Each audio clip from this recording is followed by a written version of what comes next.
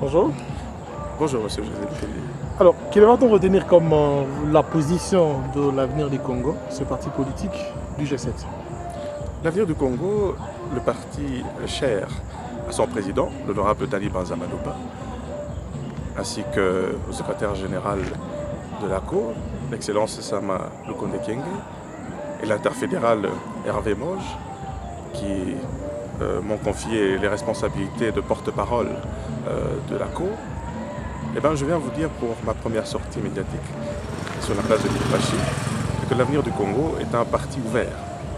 Ouvert de par sa vision, de par son projet de société. Et donc, nous voulons quelque part influer sur la vie de la nation de manière tout à fait autre. Alors, par rapport à la thématique du dialogue, il sied de dire que le dialogue est certes une vertu que nous partageons en tant qu'Africains, mais aller au dialogue pour dire quoi? Pour faire quoi?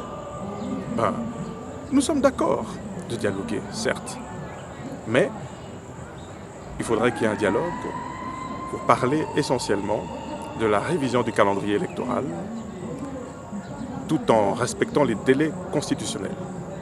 Ça, c'est vraiment les limites que nous nous imposons.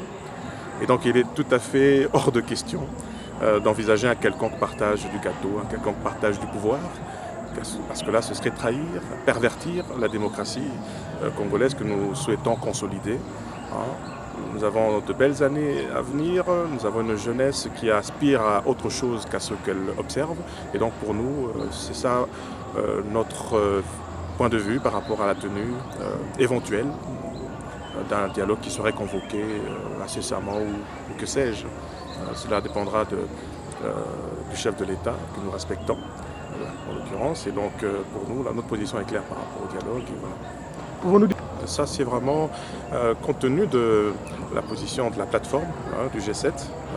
Nous tenons absolument au respect des délais constitutionnels. On ne peut pas déroger par rapport à ça. La Constitution est vraiment la clé de voûte de l'édifice de notre démocratie, notre jeune démocratie. Et donc, quelque part, on ne peut pas s'aborder cette jeune démocratie au gré des humeurs ou des intérêts de certaines personnes. Je ne pense pas qu'elle soit majoritaire au sein de notre ancienne famille politique. Mais bon, comme le chef de l'État l'a clairement dit, il n'a jamais participé à une quelconque réunion en vue de comploter contre la Constitution. Et donc je ne vois pas au nom de quoi on devrait outrepasser sa parole. Et donc dialoguer certes, mais avec un certain cadre qui ne déborderait pas des délais constitutionnels tels que prévus par la loi mère, la loi fondamentale de notre pays.